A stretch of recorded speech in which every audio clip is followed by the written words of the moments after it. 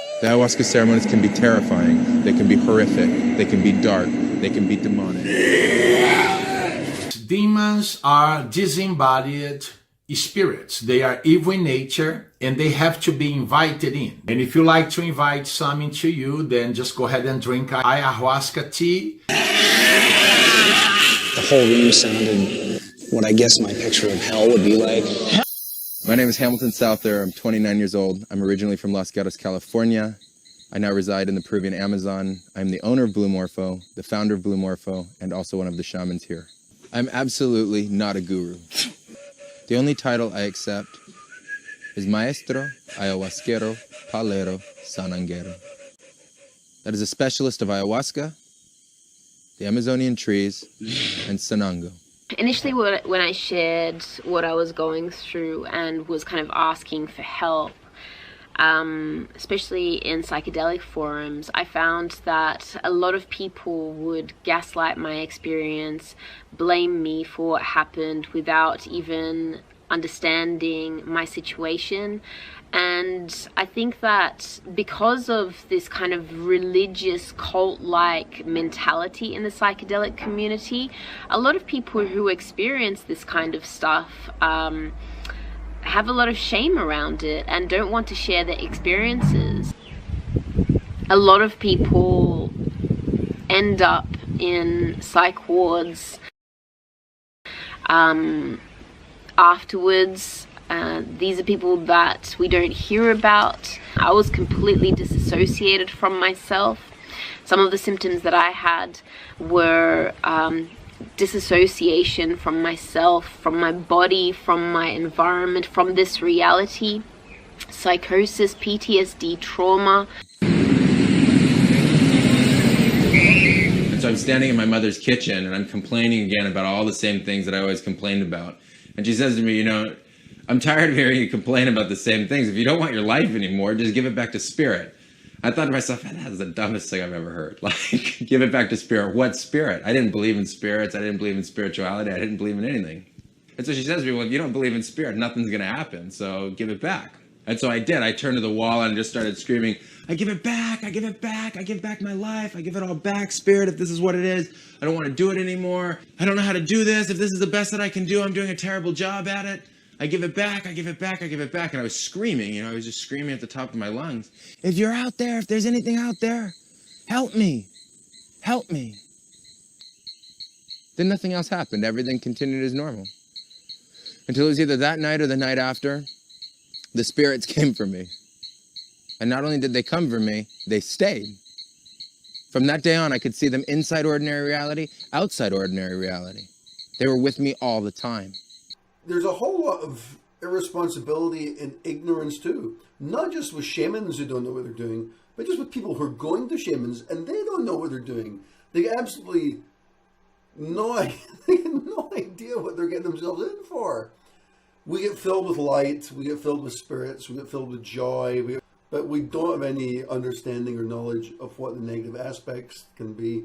And what that means is that we're wide open for all kinds of horrible attacks. Within a very short period of time, about 2 months, 2.5 months, I had learned how to be able to put myself into trance at will to be able to speak with them and communicate with them. And they told me that I would be heading to Peru, where I would find within 90 days a prophesized apprenticeship. It was in September of 2001 that I left for my first journey to Peru. Mi nombre es Alberto Torres Dávila. Yo soy el vegetalisto, sananguero, palero, ayahuasquero. There are lots and lots of different kinds of shamans in Peru. The word shaman doesn't really mean very much. I think the best thing that we can maybe say it means is a kind of spiritual worker. I don't know if you've heard of the word shaman. It's very trendy right now if you're into the New Age movement. But shamans are what we used to call witch doctors. So here you find shamans that are usually named after the kinds of medicinal plants they specialize in. So in this case, Alberto is considered to be an ayahuasquero, shaman who specializes in ayahuasca, palero, shaman who specializes in the medicinal trees, and also sananguero, shaman who specializes in sanango. They're going to utilize the barks of the tree as part of their ayahuasca preparation. Now the rationale behind that is that they will bring and merge the spirit of the trees into the ayahuasca. It is not to provide visionary properties to the ayahuasca in terms of a biochemical reaction, but rather a spiritual merging of the medicinal tree spirits that are held within the bark into the actual ayahuasca. So we're entering into a realm which we don't even know where it's from. We're connecting with entities where we don't really know their intention. And in that experience, we are self-actualizing. So that when the liquid ayahuasca you have it will contain not only the ayahuasca medicine spirits, it will also contain the tree medicine spirits as well. And that liquid ayahuasca that you drink will be liquid spirit. Ayahuasca is not a drug. Participating in ayahuasca ceremonies positively transforms a person mentally, emotionally, physically, and spiritually. The changes are real and permanent. Much of what is said of ayahuasca is what the ayahuasqueros want you to believe. What is seen while under the influence of ayahuasca, the dead people, aliens, plant spirits, snakes, and insects, are demons. I also had some weird things happen to me, which, I think the ayahuasca, the ceremony and the ayahuasca were one thing, but I also think that because it shifted so much within me, it also created a spiritual emergency, me feeling like I was drifting away from my body, and I wasn't the only one. There were several people in the group that I did, and there were 10 people in my group. So 3 of them that I stayed in contact with, they all had messed up symptoms afterwards, and I don't know what happened to the others. Journaling was a huge thing for me. I just scribbled and scribbled and scribbled and scribbled. Anything that was in my head, I just scribbled. No matter how dark, how miserable, how terrifying the thoughts were, I would put them down on paper, get them out of my head, and I haven't revisited them since. I'll probably end up burning that journal, which is somewhere in the garage now, hiding. At the worst of it, nothing would work to calm my nervous system apart from one thing, and that was actually reading this book by Dr. DeMartini, saying Count Your Blessings, which is all about gratitude. And I believe from my own experience, as I said, in 6 of the ceremonies, where I've been continually drawn into the next layer of what this is going to show me. And yet, what I felt afterwards, that my world became empty, it became meaningless. Be very careful and be prepared for the consequences. You are entering onto a very, very, very slippery path. One that we may never get out of. The chemical components of ayahuasca are designed to affect you only enough so that you can be freed from your egoic consciousness and move into a visionary state that allows you direct experience of the presence of spirit and spirits. La gente viene confundido de sus países. Creen que es la droga. No es una planta medicinal que Dios ha puesto en la tierra. Now, what I want to talk about here is I want to talk about ayahuasca. Some people think, oh, all the plants were created by God. They're all good. Well, God created rattlesnakes too.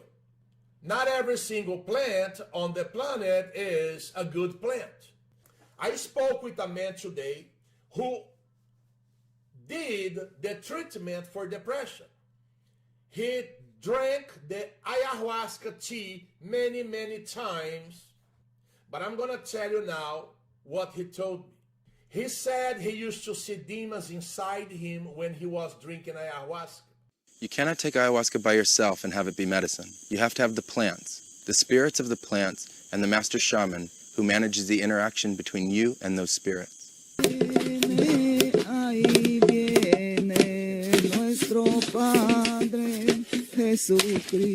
Okay, so right now, we're starting the process of layering the pots with the different kinds of plants that we have collected. So the very first thing Don Alberto is doing is they've blown tobacco smoke into the pots to smudge the pots, to purify the pot, and to create an environment to now receive the plants. As we work with these energies and we learn to transcend our fear of them, we will become stronger.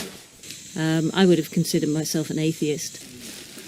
And it's only very recently in my life, in the last 3 or 4 years, that I've become more aware that what we consider the material world is not all there is. A few years ago, I tried the psychedelic ayahuasca at a retreat in Peru. And here is why I don't recommend you try ayahuasca. I became friends with one of the girls at the retreat, and she decided to do ayahuasca another time in Mexico, this time with another retreat. And after this, she had what is called a negative entity attachment. Because when you're taking psychedelic, you are opening up your energy field. It's like a door has opened, which allows a lower vibrational entity to come in to your energy field. When I first had a psychic reading, my psychic told me to never take psychedelics again, because she had worked at a mental hospital and she had met so many people who had taken some kind of psychedelic drug, and they had now gotten multiple personality disorders and similar mental illnesses like that. There's also stories of people being taken advantage to when they're in that state. Ayahuasca is a path of opposite. Yeah. If you are experiencing fear, you need love.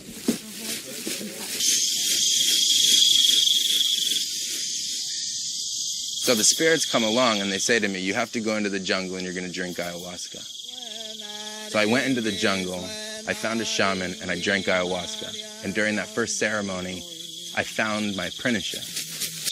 And they said to me to go back out to the jungle to be able to find Alberto, who I'd already met previously, and I had participated in 2 ayahuasca ceremonies with him. I said, find Alberto, and ask him if he will be your master shaman. And so that's what I did. I went into the jungle and I asked him. And he didn't tell me the answer the first day. He told me the next day. Y la gente decía, ¿cómo? ¿Por qué le vas a enseñar a un americano? Él llega a aprender, él te va a dar una patada al culo, va a llevar la medicina de acá a su tierra. Yo le dije que no. Yo me voy y le digo, yo tengo esa conciencia limpia, ese corazón bueno de enseñarle. Como también caiga el que me caiga, le voy a enseñar y va a ser maestro. That night he consulted with his guides, with the spirits that he works with. And he came back and he said that he felt like I was really asking for my heart and that I really wanted to learn, that he would accept me. They told me that he would accept me for the entirety of his life, and that commitment had been made, that bond had been made. Ya tenemos ya amistades ya profundo de sobre de la medicina. Hemos hecho un pacto de aprendizaje hasta el día de la muerte. I wanted to do a video to talk about something you don't hear much about, which would be the dangers of ayahuasca and sacred medicines. You can't unsee some things. You need to think very carefully before you take the stuff. The other thing which really more motivates my warning is that, but for me, what happened to me was after about 2 years, and one ceremony, the shaman started singing to me, and I had a spontaneous Kundalini awakening, ecstatic serpent going up my back, and I became some kind of channel for an alien force. And I basically took over the whole ceremony, and it was really frightening more than anything. Anyway, that same weekend, I was having dinner with my mother. I was sitting watching a movie with some sort of symbolic thing in the film, and it made a connection with my subconscious, and I evoked a demon. This is without ayahuasca. This is without anything. I just evoked a demon in the living room. These demons who were coming out were incredibly frightening, and really frightening. I mean, like 4K high definition. It's more real than this world. Pura, pura medicina, pura, pura luz divina. Ayahuasca ceremonies take place in the dark because light is afflicting to the eyes. It is traditional to drink ayahuasca at night. It is considered a time of spirit. It's the time when spirits walk. And it's what allows greater vision and concentration of those spirits. Like you said, they dwell in the dark. They like the hours of, what's the times? The dark hours of the night. And Ed used to say from 9 p.m. to 6 a.m., but with the most powerful, intense activity at 3 in the morning. 3 in the morning. It's an insult to the Holy Trinity. Yeah, they mock it. It's an insult to the Father, the Son, and the Holy Spirit. They like to come in threes, evil. They like to knock 3 times. They like to have 3 occurrences of something happening, or like 3 scratches on the wall. Yeah. Okay? Ed used to describe them as, when people tell that, blacker than black. Blacker than black is one thing, yeah, that's for sure. When you see these shadows. Right. In other words, it's pitch black out, but you can see something even darker. Right. Even darker lingering in the corner.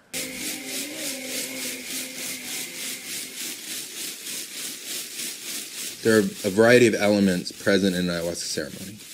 There's the liquid ayahuasca that's actually drunk in the ceremony, the presence of the shamans, the Icaros, which is a sacred system of communication between the spirits and the shamans, Shacapas, which are the leaf rattles and instruments that are played during the ayahuasca ceremony, Mariacion, which is the total visionary effects of the ayahuasca, the visions themselves.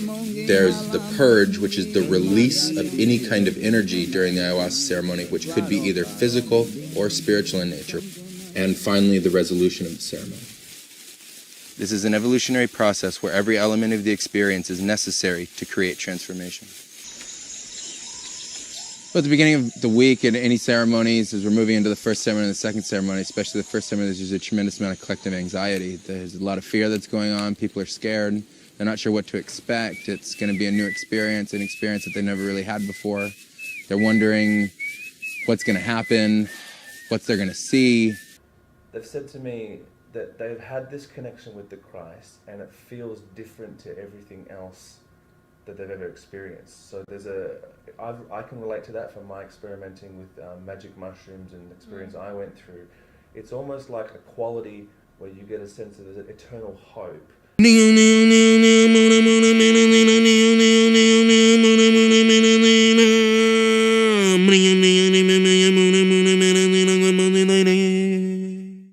The ayahuasca ceremony for me is the most beautiful experience I've ever had. The ayahuasca ceremony is something that is so sacred, it is birthed from pure love from the insides of our hearts. We give our entire lives to it. We call to all the spirits of light, to the 4 winds, the north, south, east, and west. Salud. Salud.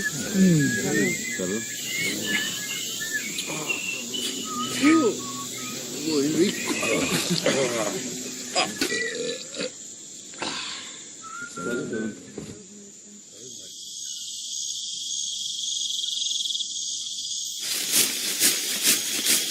Girando con tu chacapa, llamando Mariación.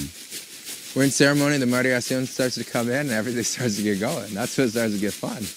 You know? This time I think I just went, woo, it's time for the ride, and and that was it. And then I was in it. The energies start to build, and the energies are getting stronger, and the energies are being straightened, and the heart center is coming forth, and it's starting to open, and the presence of the spirits are coming, and divinity's present, and light's present, and medicine's present, and spirits are present. So a lot of people ask me, why didn't the person hosting the ceremony help you? And what happened was, while I was under the influence of ayahuasca, the shaman, he looked terrifying. I couldn't ask him for help. I was so petrified of everything that was going on, and whenever I looked at him, for some reason, what I saw was just basically a demon. I saw this figure with rotting flesh just falling off him in chunks. This was when I opened my eyes and would try to look at him, and instead of his head, I saw this animal skull with really long horns. And there are many people harmed by this, but they do not share their stories because they're still traumatized from it. As I said, it really showed me that I'm really not alone in my gut feeling about everything that happened. En la ceremonia se ve espíritus buenos, espíritus malos. and the demonic elements start to come forth, and they start to come out of everybody, and the cross energy is being released, and people are throwing up, and it starts to build and build and build. It's starting to come up, and I can feel this power, this energy.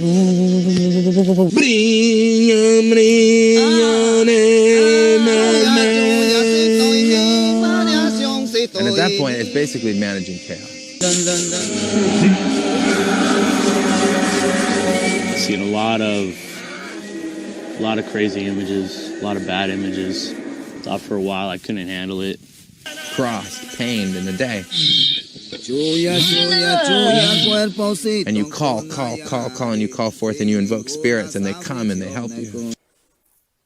I just want to jump right into the video. So, I got born again July last year. And since that day, the Lord put on my heart to make my testimony video. But last summer, I tried ayahuasca, and it was like this retreat, and we were probably like 8 other people doing it. And so the first day, you know, I took this ayahuasca thing, and what happens to your body, you're just like paralyzed, and then you start seeing things, like you're just in this like sleeping state. And yeah, so the first day I got possessed by a Hindu goddess named Kali. You know, she has this like long thong, and then her arms, she has like many arms. And so I don't remember a lot from this, you know, because it's like the demon taking over my body. I just remember that I was just like grabbing stuff, like. But another thing that I saw, I started to see different demons. They were like up in my face, and you know, it was like this one demon come up in my face, and then another one, and they were like super scary looking. Rarely do we actually move into the visionary space of a person ourselves, meaning placing our own awareness or our own focus into their visionary space.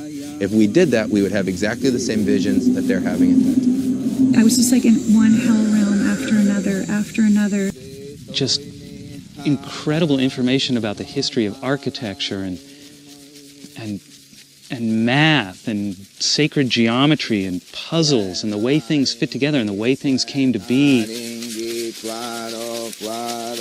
I really got it that these are archetypes. These are not about a specific belief system or a specific, you know, you have to believe this, you have to believe that. It was just the truth of it, and I caught that. And the tree spirits don't appear as, you know, entities or like ghosts, but rather specific types of patterns in the energy. If you can imagine, it's like a combination of the black Spider-Man and then like the, you know, the black ghost things in Harry Potter? Yeah, they look kind of like that. The point is, I just got very confused, and I had more questions coming from the ayahuasca ceremony than going in. Because I was like, okay, I saw demons, and there's so many dark things in New Age that there must be another side to it.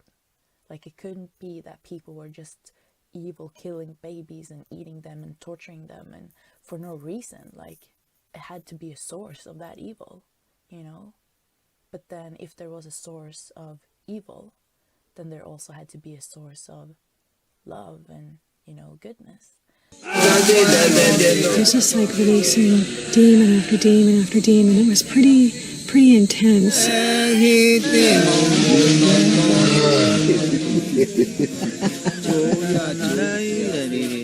And so we're working with the energetic pattern of it. We're seeing it. We're seeing it coalesce. We're seeing it come out of somebody's body. We're seeing the essence of its energy without it being a physical object.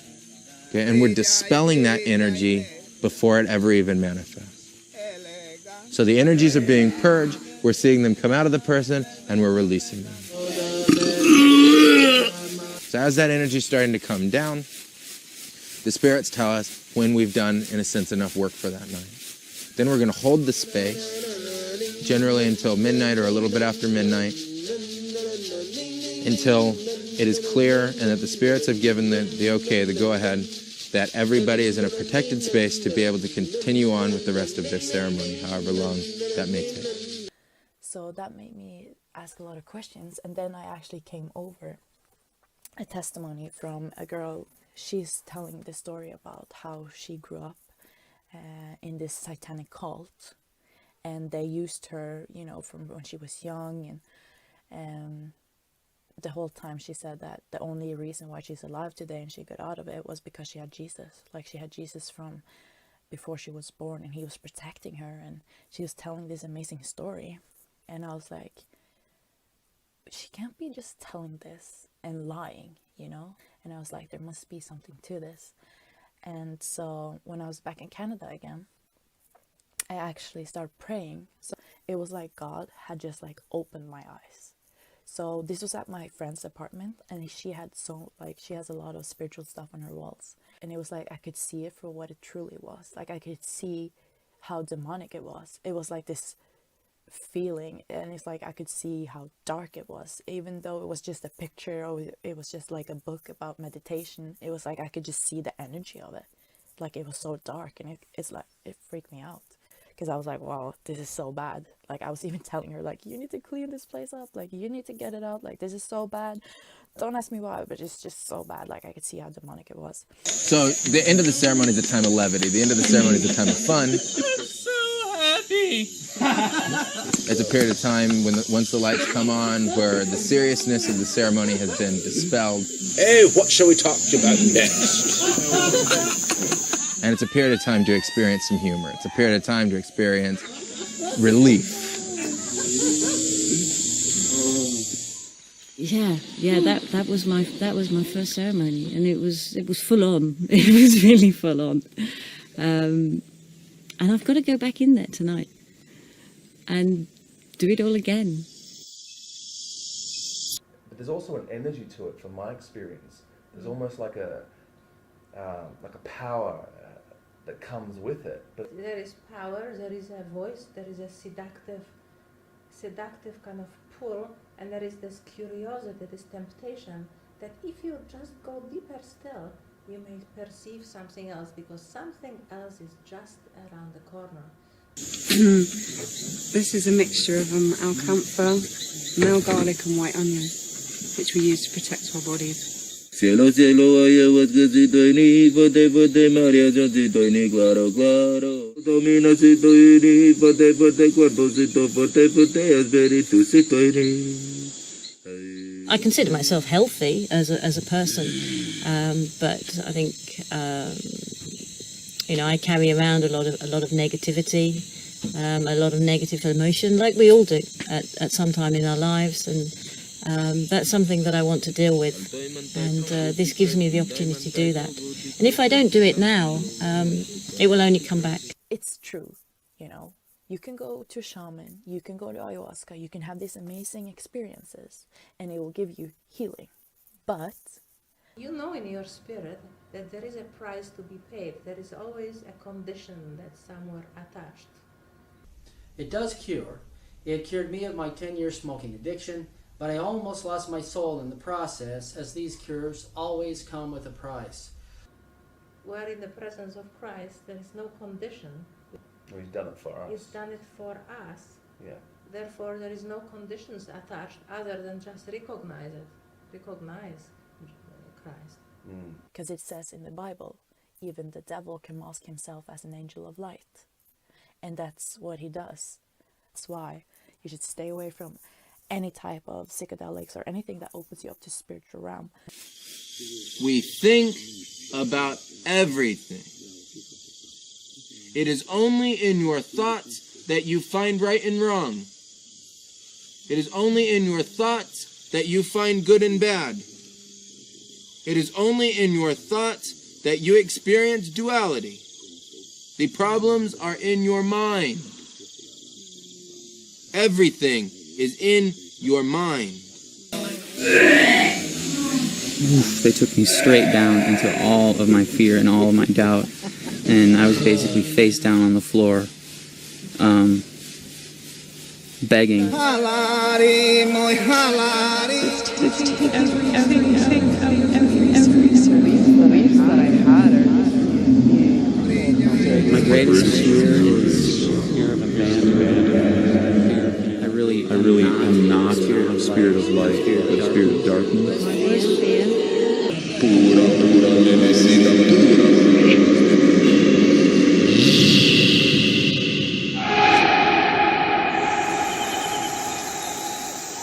If I have to put a face on fear, it's being alone and being abandoned. I guess the ayahuasca was just taking me back through memories of my past relationship, you know, not pleasant memories, but just like, you know, making me look at them. I started, so like these thoughts kept coming and I started to get very, very angry, and I could feel this pressure building up in my head. Like my whole head was just like building up with all this like angry pressure, and all of a sudden this like really deep, strong voice from within me, and I wasn't like actually verbalizing this, but just like in my head, I started to command these thoughts and this energy to leave. You know, I was very stern, very strong, and very serious, and I was like, you are not welcome here. You know, you need to leave now, go now. Basically, I was just saying all these different things over and over again in different ways, to get the point across to this energy to just like back the fuck off, because it's not welcome here anymore. I don't need it. It's not serving me at all. I feel like this negative energy has a very strong hold on me. You know, there's ways, there are some ways that I've changed, and I don't like the changes. If you get fear, the ayahuasca is not giving you fear. The ayahuasca is trying to relieve you of your fear. So let it go. Release it. Always remember, people think they're hallucinations in ayahuasca. There are not. There's no such thing as a hallucination in ayahuasca. Hallucinations are not based in reality. They're not based in anything real. They're not comparable. The visions that people have in ayahuasca ceremonies are.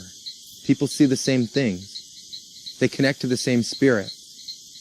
A vision is something that is based in reality, only it is governed by different rules and different laws than the physical world. Help me. Help me. My friend, Oh, concentrate on the Akara. I can't. Where are you? Help me. Help I'm me. right here. Help. The problem is you're not here. Help me. You need to listen Help to me. the Akara. The Akara is your guide. The singing is your guide. Follow the singing. Chuya, chuya, chuya, cuerpocito con ayare. Los cuestión de los icaros, ¿no? Son a base de los árboles que te enseñan. Icaros are sung, but they're not song. They're a system of communication, medicine, through sound vibration, intent, thought, and the words that are spoken in them with spirit. The Icaros call in Mariación, or the visionary effects of ayahuasca. The Icaros call in medicine. They call in the energies that straighten, transform, and help heal others. They come from different realms. There are different kinds of medicine based in color, based in spirits, based in trees, based in ayahuasca, based in divinity. But if you do ayahuasca and you study that stuff, it's extremely dangerous, and you can go mad. You can go mad. This morning I was just dropping the kids off, and I had a moment where I was just feeling that buoyancy. I felt it.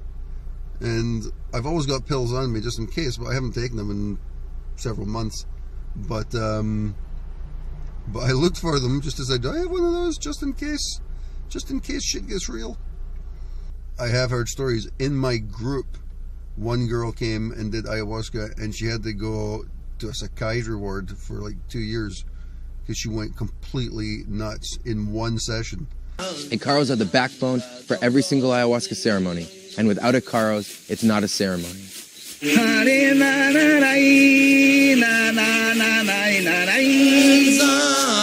The shaman is directing the entire ceremony with the use of the Ikara. Le agarras otro de defensas, de medicina, para proteger el cuerpo, para hacer limpieza. Hay diferentes Icaros para limpieza, para defensa, de todo, porque él te enseña de todo. Cielo, cielo, ayahuasca, alto y manda y troncocito. You use the Ikaro to stimulate vision. You use it to calm it. You use it to save somebody from a difficult situation. You use it to purge energy. The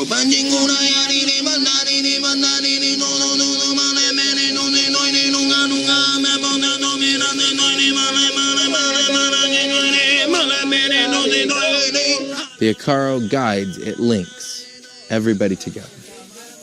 It creates a unified force of energy that swirls within the ceremony, that is palpable, it's visual. You can see them with your eyes in ceremony.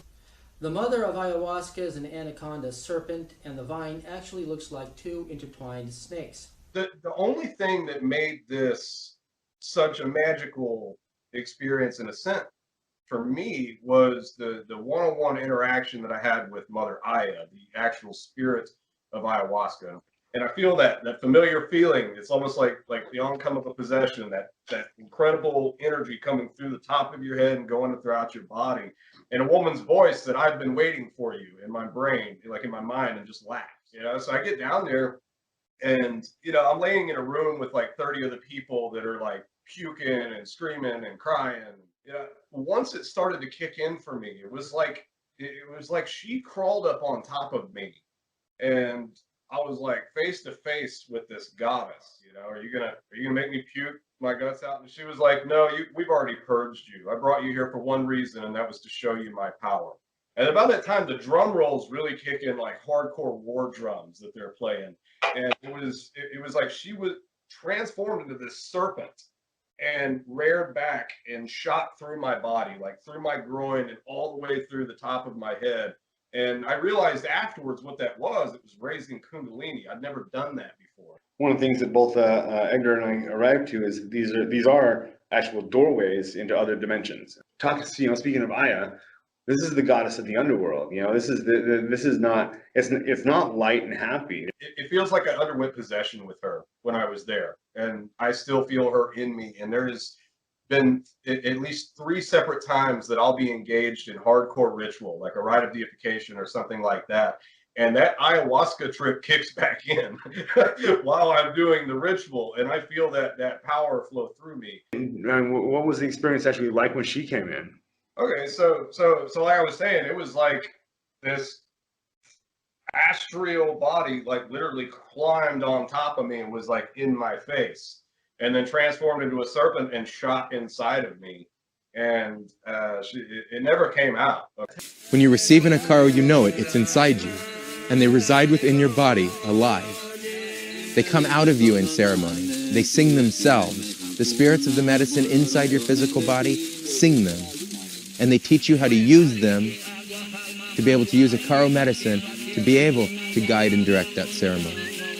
Ikaros are the most important part in the practice of an ayahuasca ceremony. It's only after you've gone past all of those layers and all the thinking is ended and the mind stops,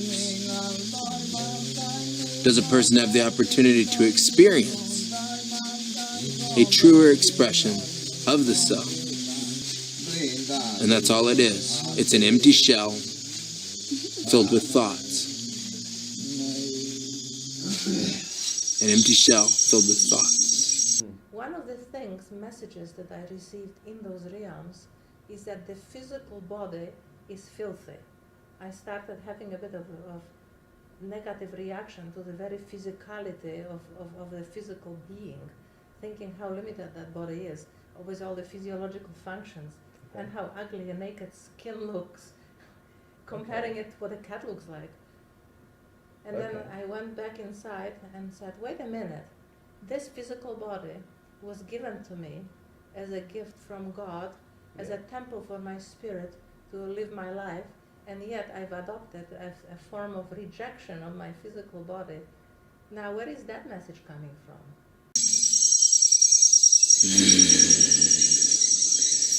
Cielo, cielo, ayahuasca. So you guys ready? Yeah. Is anybody not ready? Me. No, everybody's ready? On to the third ceremony. How do you feel? The whole ceremonial house was just absolutely illuminated. It was like it had turned into a galaxy.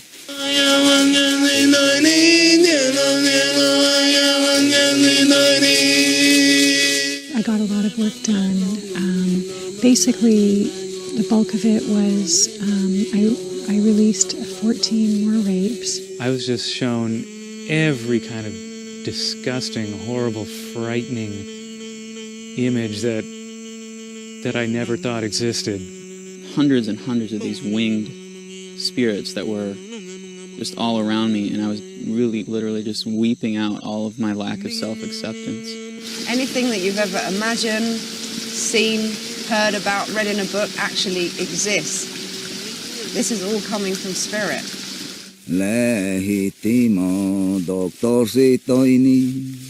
After working through these demons, I then actually purged the devil, Lucifer, and this other demon called Multichar. I don't know who that is or what that means, but so that was really good. I felt a lot lighter.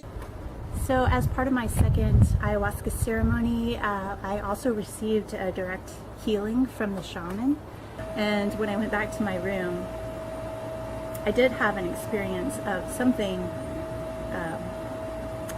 I sensed it as a being or a spirit, trying to get to me. Something that was a parasitic something that was in my body, pulled it out, and what I sensed when I got back to my room is that it wanted back in. Some demons are expelled from you in exchange for more powerful demons. Psychological problems often occur, usually several weeks or months after the person has taken ayahuasca. The entities you expose yourself to when drinking the brew are very smart and deceptive. Most of the time, they will wait to attack you mentally, so you won't associate your new problems with ayahuasca. When new problems arise, the former ayahuasca practitioner often finds himself wanting to drink the brew again, hoping that it will get rid of these new problems. Thus, the cycle begins again. Spirits express their nature, not an egoic concept, just their nature, just what is. When you ally with spirits that are based in love and kindness and joy, you experience love, kindness, and joy.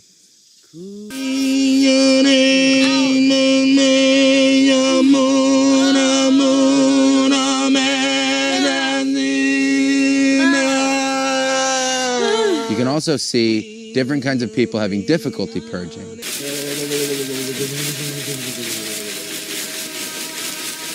I had a lot more visions. I was able to see myself as a little girl more. Being in there, though, and not drinking ayahuasca, but being a part of that, and being in there with those people, it's almost like just if you did take a dose of ayahuasca. You almost feel the same power of it. And every demon was enveloping me, and every fear and every darkness was just surrounding me, and I couldn't move, and I felt like I was going to die, and I was dying, and everything was the most terrifying. I couldn't get out of it. I couldn't process thought. I couldn't do anything except fear and darkness, and it was the most terrifying moment of my life.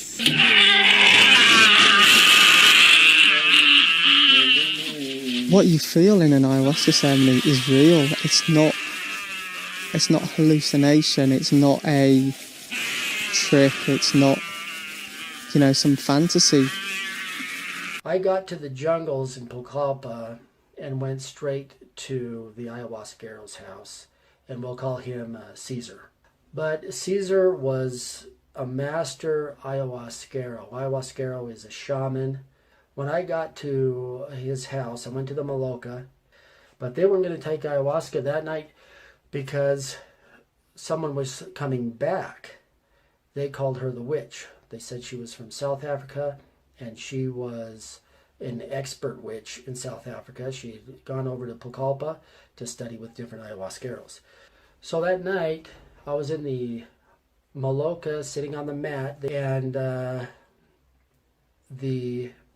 the witch, she came in. She was a very tall, large, white woman from South Africa. She didn't speak Spanish or English, except very little.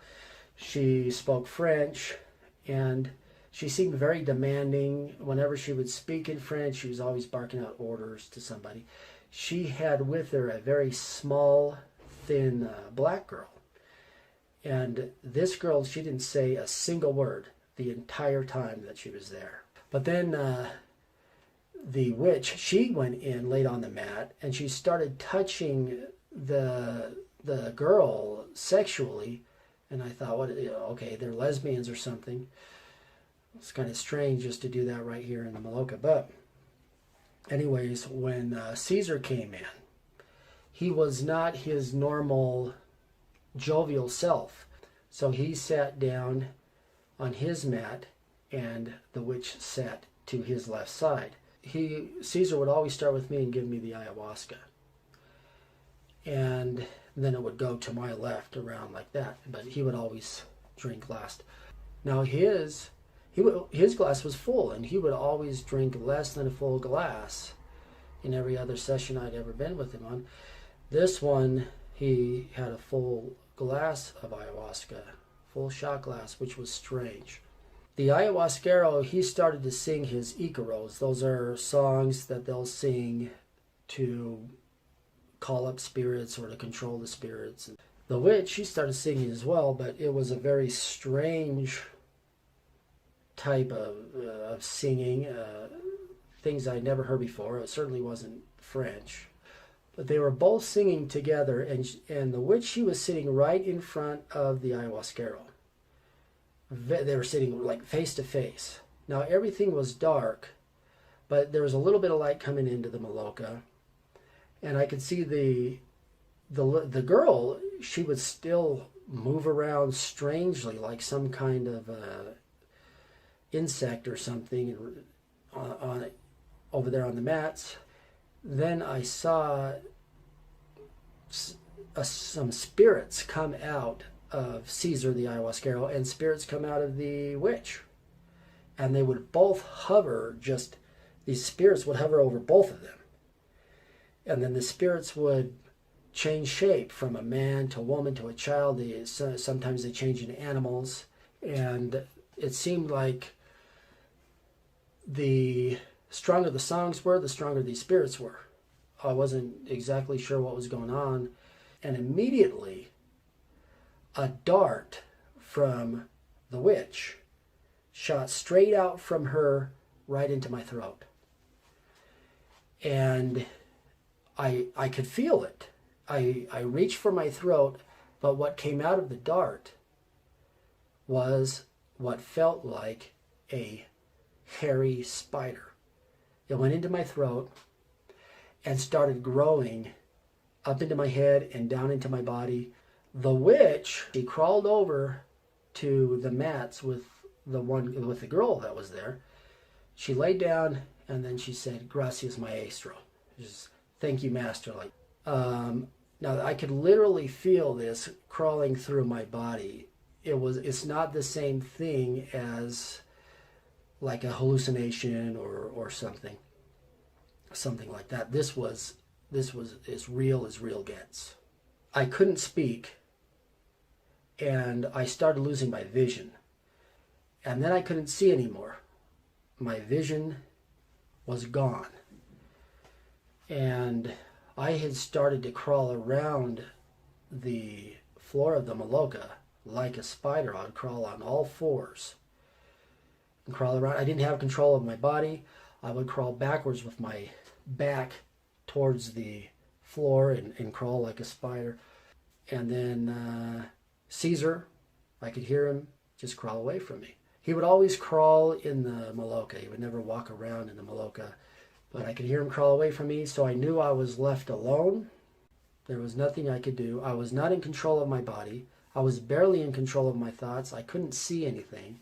I had a flood of thoughts, extremely dark, evil thoughts. I thought I was going to lose my mind. And I knew it wasn't going to go away after the session. And I broke down. I just started weeping. I was broken. I figured I was finished. And then I heard a voice say, "Call out for Jesus." Now, I was not Christian. I was not saved or anything like that when I was doing this stuff. I I didn't believe in the God of the Bible. I figured that there's some kind of intelligence in the universe, but it's called the source, and it's not sovereign. It's just something out there that kind of keeps some kind of order to the universe. But with my last remaining control of my thoughts, I cried out, Jesus Christ, Jesus Christ, Jesus, help me.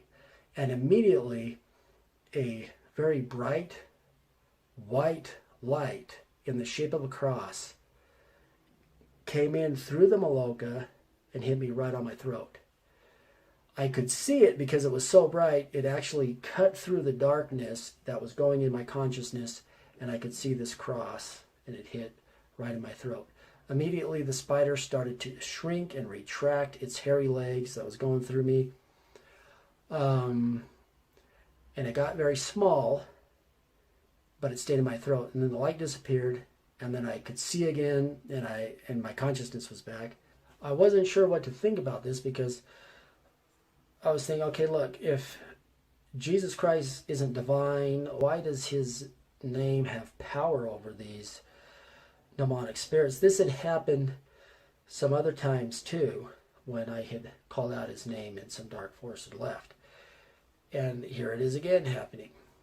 So I was thinking, why is it that his name has so much power over these things?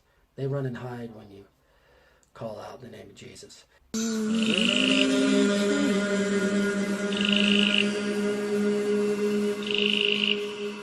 And for the next 2 hours, I had some really nice reintegrating moments with my body.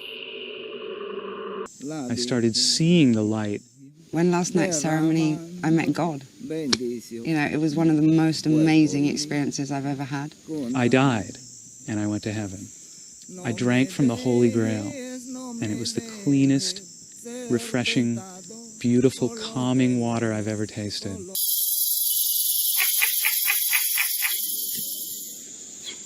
So tonight we're going to go into the ceremony. It's the fifth ceremony. Fifth ceremony is typically a time where everyone's a little bit looser. You can imagine we've already gone through 4 of these. They can be intense.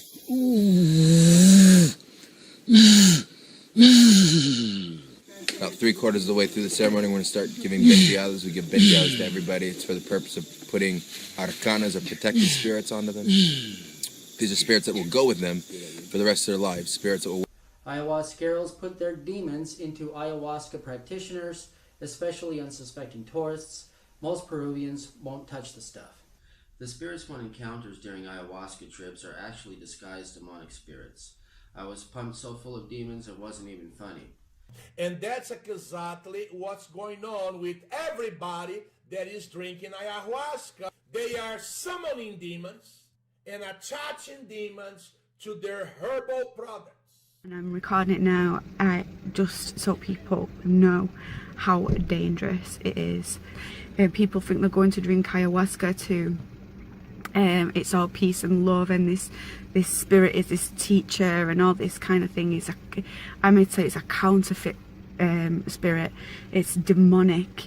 I've just been delivered from the spirit of ayahuasca, and it was absolutely horrible.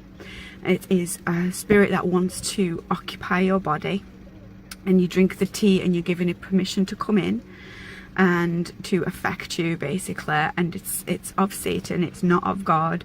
And I'm just here to tell you that now, because I have just about an hour ago been delivered from that, amongst many other spirits, and it leads all the way to hell. And it's not a joke. And if you are involved in any of that stuff, the ayahuasca, get out. Get out. It's a deception. I know it seems amazing, I know it seems spiritual, I know it seems you feel lovely and sometimes like all peaceful afterwards. This thing, whatever, has the power to show you childhood memories and visions and things like that. It's not your inner psyche, it's not your shadow self, it's not your issues, it's just demons. But within Jesus there's freedom from that. And I'm telling you now, I'm thinking so much more clearly since being delivered from things. I used to get so confused. Work with them. They're like spirit guides. They're also guardian spirits. They're going to keep them safe and protected. They're going to make sure that they stay in their body, and that when they go home they're going to be okay. And then afterwards, hopefully, we'll have deserved finally a little levity after slugging through the deep cesspool of dark energy that we've gone through this week.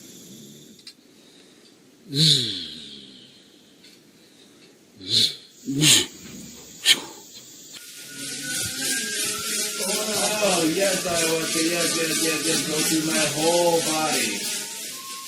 False memories are implanted, which is very easy to do when a person is under the powerful hallucinogenic effects of ayahuasca.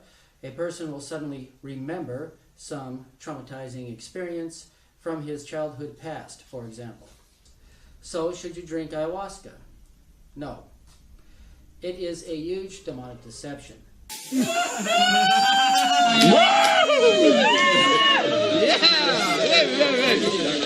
we go. Thank you, ayahuasca. Thank you, ayahuasca.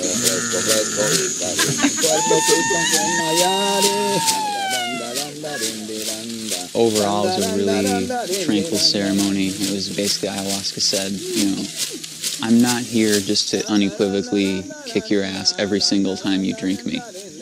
It was almost, in a sense, a reward, saying, you know, you worked really hard, now just enjoy this ceremony. Yellow, yellow, mama, yari. I think the more you drink ayahuasca, the more life changes, the more you realise everything you thought life was isn't true. I think if you stay here long enough, it will completely destroy everything you ever thought life was, everything you ever thought you were.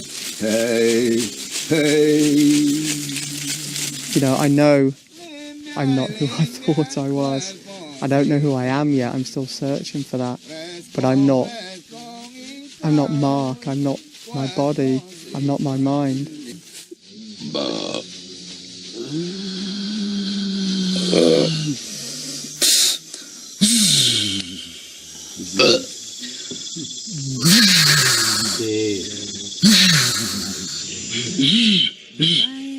Tells me that it's not just the substance, okay? It is the spirit of that substance that is doing these things to people when they drink it. You know, I was sitting there and I'm still communing with Aya, you know, as far as like why she brought me there and, you know, what she was trying to get across to me. And she's like, I want to show you the keys to my power and I want you to use them. And I'm like, okay, so do you want me to become one of these people that, you know, are running around here wearing all white and holding people while they're crying and stuff? Because that's really not me. And she's like, no, you could never be one of these people. These people would never accept you. That's not what you're supposed to be. You know, you are dark. You are darkness. And so am I. I have a dark side as well. And then she kind of showed me that dark side.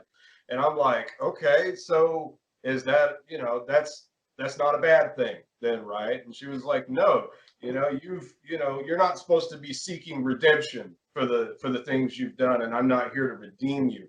You have forged yourself and become the perfect monster. And without darkness like you, beauty like me could not exist. And this is my dark aspect. I need you to create more of you. I need you to turn sheep into wolves. Yeah. You know, we're the wolves, I guess. And we're not supposed to prey on the sheep. We're supposed to transform them into wolves as well. And that's when I had the vision of doing this in a black magic setting instead of a love and light setting. You know, I fear other people's judgment still. I fear other people's judgment of us. I fear their negative judgment that they'll put onto us, rightfully or not rightfully, their own fears, and then judge us negatively for it. Maybe their judgment saying that, you know, we're druggies or we're something like that, or their own misunderstandings about what it is that we do, or, you know, the judgment that we could somehow be seen as being part of darkness or dark energies or doing dark work. Oh, wait, I totally skipped like a huge part of the ceremony last night. So I had these like really intense pains in my stomach. It felt like my insides were just being wrung out. And basically what happened was I had to lie down on a mattress in front of the shaman, pull up my shirt to like here. And after the shaman finished his cleanse, I went back to my mat, and Juan told me that the shaman saw that there's a shaman in Peru who has been sending me darts. and these darts, they're like energetic darts.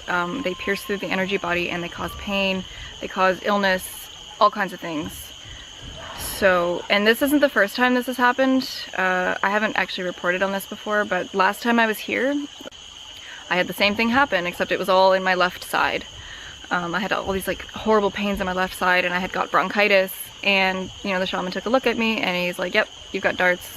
Some shaman in Peru has been sending you these things.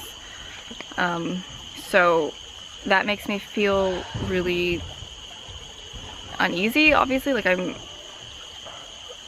disappointed. I don't know why somebody would do this. I didn't believe it at first, but you know, I came to the jungle and it's happened to me, so yeah, not fun.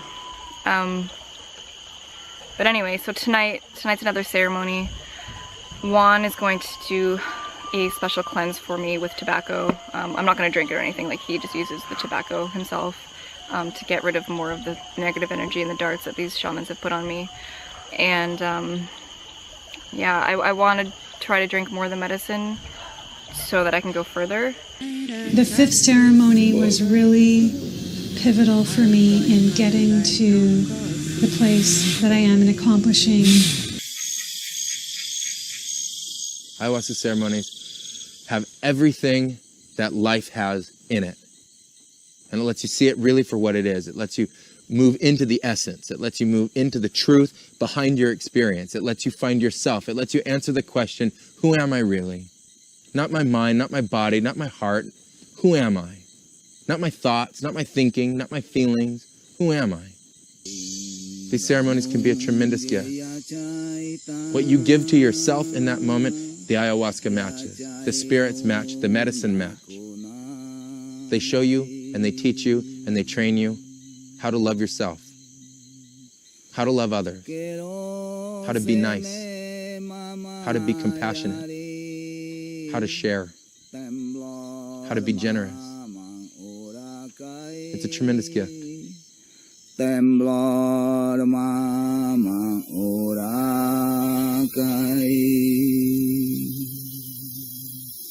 Cerro Mantana Kunanai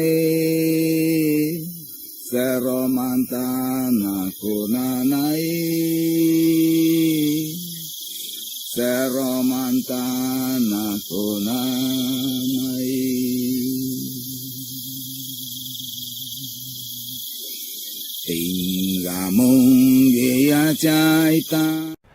When I would drink the San Pedro and ayahuasca hallucinogens, I was the prey of sophisticated progressive entrapment.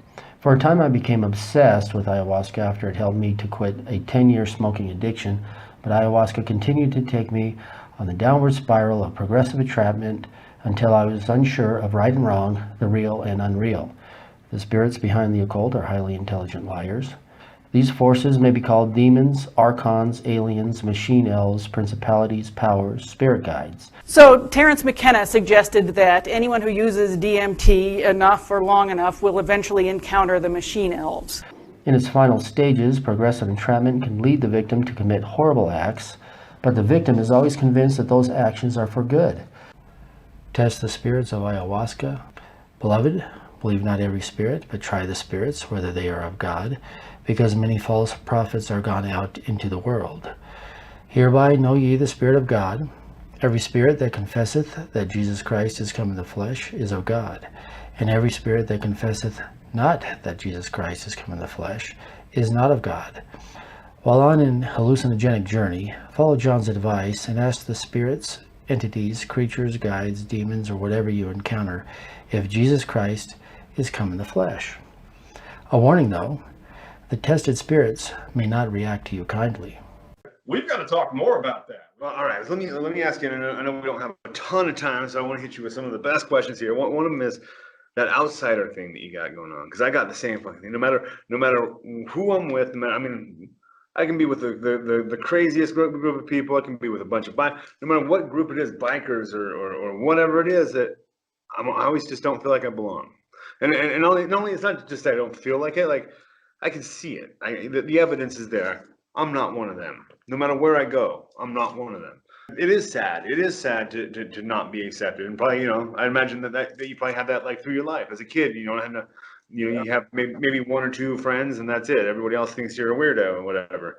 And that does make life hard. And there's that like longing for like, just belonging, just to belong, to be accepted. And when that's withheld, or when you're not getting that, it's easy to think that it's a curse rather than a blessing. A part of that is that does make it harder to have empathy for people. Like when you don't feel like you're part of their group, they don't treat you like you're part of them, it is harder to have empathy. A former shaman, Chief Shoefoot, talks about his journey from witchcraft and demon worship to his faith in God. The following presentation is a true story from a man whose life has been radically changed because of Christ. A shaman's story. As we've been traveling back up this river, and I've been thinking about the old life, my early life was filled with taboos, things that I couldn't do. I was taught to drink bones at an early age, and one of the reasons they do this to people like myself is so that we grow up with hate, with the desire for revenge. Bones are never given to you to drink so that you like people or learn to love people or be real friendly. It's to make you always desire revenge. So I drank the bones, and along with the drinking of the bones, they began to blow dope up my nose. And not just anybody would blow drugs up one's nose like that.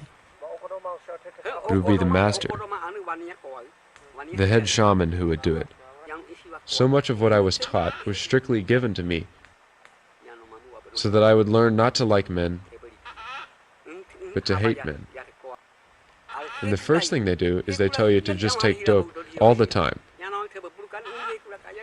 And the head guy will begin to blow dope all the time, and he'll say, "Take my breath, take my breath." And he'll blow drugs into your nose. Then when the effect of the drugs was such that everything was dizzy, everything was spinning and everything,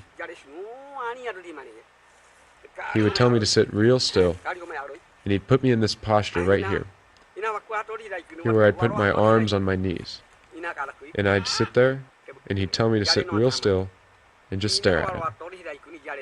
"Don't look at anyone else, just stare at me," he would say. "Just stare at me." And then I'd begin to notice that he was no longer dancing alone. The Hecula, or spirits, were dancing with him. And everybody else that were looking around, that weren't under the influence of the drugs like I was, they would just see this man, this witch doctor, dancing by himself, but I saw that he was dancing with many spirits. He's dancing with his spirits, and all of a sudden I see coming towards me Olaliwa, the tiger spirit. Now remember, these aren't my spirits. These belong to the master. And the tiger spirit is approaching me, and he's coming towards me, and the master says, "Don't be afraid. Let him lick you." And tiger spirit puts out his tongue and begins to lick me. I was petrified. And then another demon comes dancing toward me, with his bow and arrow drawn, aimed right at me, ready to shoot. And at that point, I really thought I was done. I really thought that was it, because he looked like he was ready to shoot at any minute. Because I was trained by masters, that's why I can say that I've been trained, and I know what I'm talking about. You again get scared, and the master has to tell you again, "Don't be afraid, don't be afraid." And so I just sat there. And the more I learned, the better it seemed. But I realize now, the more and more in bondage I became to it. There's a lot of the teaching and training process and initiation stuff that I can't share right now. There's just no way I could tell it. Everything that they did and everything that happened. And then I remember hearing them say, "Don't eat," and so I can't eat now. And then they teach me in the daytime. They teach me at night. It's just going on and on until there seems like there's no end, no day or night. With all the chanting and taking dope, I couldn't sleep at night either. And I couldn't sleep during the days, and so I got really, really tired and really, really sleepy. And because I wasn't eating, I was really, really hungry. And they would say, "Well, then don't be hungry." But I was hungry anyway. Then the one teaching me, because I was suffering so much from hunger, gave me the spirit of the frog's belly. to keep me from being hungry. But I was still hungry. So day after day, it went on like this. Like I said, every session was taking drugs, and I was so hungry. And yet they kept saying, you can't eat. So I just had to close my eyes real tight and hang on. Because of lack of sleep and lack of food, and you were only allowed to drink a little bit of water, I got really weak and very skinny. At the end of that time, down that long trail that the spirits of the pig have built, you'll see one being coming, and this spirit is the one that's going to be yours. And maybe there'll even be two spirits, but they're going to be yours, and they're going to come in there and start making a house. And at the end of this time, when these spirits come, and they actually get inside your chest and begin to make their house there, then you are a shaman. And these are the ones that first come in and build the houses. As these house builders cut up leaves for building the house that they're building in your chest for the spirits, more and more spirits slowly begin to appear and to come in. As the house begins to take shape, they'll even call for the spirit of the anaconda to hold up the house with his strength, to stand up the house up tall and to hold it up strong. My teacher was my future father-in-law, and he taught me tirelessly, and as a matter of fact, he spent each hour with me, chanting and taking dope, and he got just as tired as I did. This was the start of the bondage that I got under, and kept me bound up for a long time. My master began to put more and more responsibility on me, even telling me that when he was gone, I was fully qualified to take his place. And more spirits began to come to me, and more came. And they began to come in such numbers that it even became frightening to me. You could see them coming from far away, and they would come almost as an avalanche, as huge rocks falling off of cliffs. You know, they were coming in such numbers, their presence began to overwhelm me and almost crush me, like I was being crushed under all these rocks. Everywhere I went, the spirits began to make themselves known, more and more spirits. And they are deceivers, and they love to deceive. There are many different classes of spirits, some that live way up high in the rocks, some that are the spirits of animals, and some that are just there. We just call them Kuabawa. They're hanging around everywhere, but there are so many spirits that are just haters. They just hate everything, hate everybody. And if you get one of those spirits, oh, you're going to hate everybody, and you're going to go around and just kill children because you just hate everybody. And as a shaman, you're supposed to heal people. You're supposed to heal people, but if you have one of these hater spirits, when everybody's back is turned, you'll be secretly killing the children. These spirits are so dangerous, and I know what I'm talking about. A lot of times when we would all get together, as shamans do, to take dope and to do our drugs, we would all run the women out of the shabano because it was just dangerous for them. We would send them to the gardens or something. Because when you're under the influence of the drugs, and when you've got your spirits, and you get one of these hater spirits, and they always came, and they took a bow and arrow, the first thing that you would do if you were dancing with me would be to look around for another bow and arrow to have, and you would shoot people that you were doing witchcraft with. Ones coming along, being initiated today, have no idea of all the dangers that are even involved. You'll just grab your arrows and just start shooting. You just have no idea what you are doing, and that's how it is. That's how it is. That's why I say when the demons just come in, and they just come running in, and they grab up their arrows and just start shooting, and then later you find out that it's been you who's been doing the shooting. And when you're dancing with your demons, the people around you look really ugly. They don't look like normal people, and the demons look beautiful. But people look ugly, and they just look hideous and bad. So that's pretty much what my life was. I was a shaman, and I was good. I took my dope, and I got in contact with the drugs, and I had Hecula Modima. That is, I spent all my time chanting to the spirits, the Hecula. That's just what I thought I would do from then on. But I began to lose control of my mind, and I couldn't control the sessions any longer. But even in spite of that, I led a group of warriors, a group of men down to what they called Tama Tama. There were some Nabas living there, some white people, and that's where I met Joe Dawson. And I just ran and ran and ran until I finally collapsed. And I didn't realize it, but there was a big honeybee tree next to where I had collapsed. It was so big that it had multiple openings, one here and one above it. And as I was lying there unconscious, and these honeybees began to crawl all in my hair, they began to bite me and pull my hair like they do. And I finally came to, and I didn't know what it was. And I started scratching my head, and I realized I was next to this honey tree. So I moved. And then that's where, while I was sitting there trying to get the honeybees out of my hair, is where the guys finally caught up with me. See, we think like this. That in the heaven above us, there's a place where the spirits go, where the dead spirits go, and they live with Yalu, which would be thunder, and he has them there. But then above that heaven is the real heaven, where this Yaiwana Nabalewa lives. And up there it's just beautiful. There's a crystal water, just a clear, clear sea up there. It wasn't until I met Joe Dawson that he sat down with me, and it was really funny.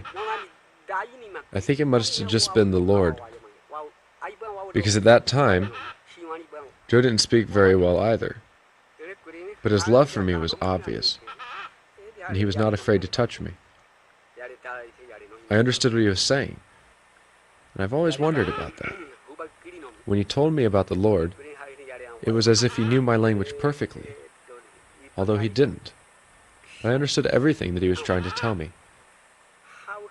And he began to tell me, this is what God says. This is what Yaibara says. And this is what his word says. This is what he says is wrong. And it was so funny because I understood him clearly. I understood. Although there were other people talking to me who spoke better Yanomami, I for some reason could really understand him. For some reason, I understood it perfectly when he said, God loves me. And the demons and the spirits, the Hecula, that were living in me, that were inside my chest, they just got terrified when he said that. They made my chest shake. I came out of that time after really understanding and hearing clearly that God loved me. And I came out just trembling. And like I said, the demons in me, they were just terrified. But as I began to see what God's word said, and my spirit began to be opened up to what I was, Joe and Millie told me, they said, we're going to pray for you. And they each put their hand on me and asked God to open my spirit so that I could really see. And he especially prayed to have me released from the power and the bondage of the demons that I was under. And I just began to tremble all over and shake. I think that prayer really terrified the demons. It was at that time that I began to slowly feel like I was being untied. And slowly, I became aware of all the things that I really, really loved. Oh, like my tobacco. Yes, sir, I really loved my tobacco. You know, a lot of people here still have a lot of trouble with tobacco. And I love taking dope. Having dope blown up my nose. And I love drinking the bones of our dead. These were all things that I think God was showing me, that they were things I was putting first, that were wrong, and that they were in control of me. But yet there were things that I just loved to do. I was ready to admit that they were wrong. But one thing I wanted to hold on to, I did not want to give up, was, see, I didn't have a wife, and I was sharing the wife of a headman in the village. I tried every way I could think of to rationalize how this could be not such a bad thing. I mean, after all, I was willing to give up everything else but this one thing. So I went back out to my tree, and as I sat there, and as I was talking to God, I said, Father God, show me the things that are in my life that I'm still hiding, and this one thing that I want to keep. Surely it's not that bad, and I really want to keep this one thing. And yet as I sat there, and I was thinking about God, and as I was speaking to Him, He told me that that one thing was sin, and that I couldn't keep it. He showed me that He does say, thou shalt not commit fornication. And He also says, leave somebody else's wife alone. I had smugly thought that I was okay, but God showed me my heart. He showed me that that was still there, that it had to be gotten rid of. Finally, in desperation, I told God, God, just make me like a little child. Make me like someone who has never ever sinned again. I don't want to have anything that's between me and you, so that your word can really grow in my heart, that I can begin to spread your word and make it grow with my people. So slowly, just like I asked for it, it began to happen in my life. Like when you eat and you toss away your scraps. After a while, you'd never go back to them and eat your scraps because it gets dirty. The things in my life that God began to expose to me were just like those konosikaba. Looked like those scraps that were just filthy dirty. So I would challenge you, if you really want to have a close walk with the Lord, you need to get alone with God and just ask Him, God, show me the things in my life that you don't like. Because you know what I found for myself was as long as it was me doing the examining, I could always rationalize, and it was okay. But when it's God showing you the things in your life, He shows you the truth, and He exposes you for what you are. The more exposed my life became, the more God showed me layer after layer that had to be peeled away. The more and more spirits began to flee, and they just began to flee in panic, to get away, as God's word penetrated into my life. As more and more of my demons fled, Omawa, the chief of Hekila, of the spirits, was furious, and he was unwilling that I would escape or that I would get away. And so he came to entice me to stay. He came running over to me and just running super really fast. And he was carrying a huge big black chain. And he put me down, and he got right in front of me and put me in the center. And then he took this big chain and began to make a cage out of this chain, and to try to cage me in with it. But I don't know why. His cage just wouldn't hold me, and it just couldn't hold me. He would make this cage, and I would be outside the cage already. And then he'd put me there again, and he'd make this cage, and again I'd be outside the cage already. When he saw this cage couldn't hold me, he frantically looked around for something else that would entice me to stay with him. And you know how on the green parrot that has the lighter green-tipped feathers on the tail feathers? He had a big bundle of those feathers, the paushi, in his hand. And he came running back to me, really fast, with this big bundle of feathers. And he started dancing.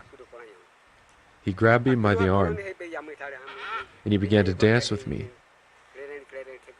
And he had these really sweet-smelling feathers pressed up against my nose, overwhelming me with this smell of perfume,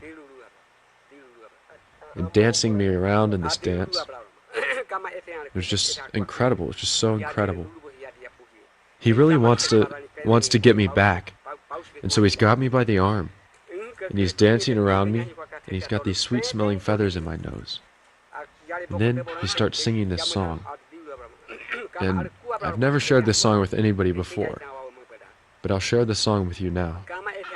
He sang to me a song of the power that could be had through the sweet smell and the feathers, representing the power that was in the spirit world. And that was the song that he made his final attempt on me with.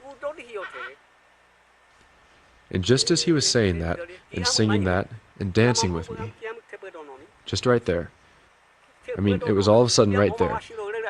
I didn't look over and see it coming from far away. It didn't come from there. It didn't come from here. But as Satan came whirling back around me, all of a sudden I was overwhelmed.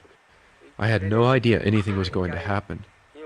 And as he's dancing right there with me, and I'm fighting almost in his embrace, and he's got these sweet feathers under my nose, and he's singing and dancing, what happened was there was just this incredible light. Just a bright, white, indescribable light, standing right there beside me. Something grabbed me and just literally pulled me away from the embrace of Satan. In a voice I heard clearly, I heard a voice saying, "Get away from him, he's mine." And Omawa turned and fled, just as hard as he could run. And a couple times, he looked back as if he wanted to come and make an issue of it, and wanted to come back and fight. But the terror on his face was real, and he ran away. And to this day, I've never been troubled by any demon presence or anything since that day. And as I looked around me then, it was as if it's like when you've been sick for a long, long time, near death, and you're slowly getting better. And all of a sudden, everything is clearer, and everything is, it's just like you're seeing it for the first time. Well, that's how it became for me. It was just incredible as God released me from the bondage of Satan. How new everything became, and how once again alive I was. And I'll tell you, I'll never go back to that old way of life again, even just to tobacco. I would never go back to the things that I did in my childhood. So what do I say? I say, God, please protect my hands. And even though I'm old now, I still tell God the same thing. I say, God, protect me. Keep me from it, from evil. Protect my hands. Keep me from grabbing hold of something that is evil.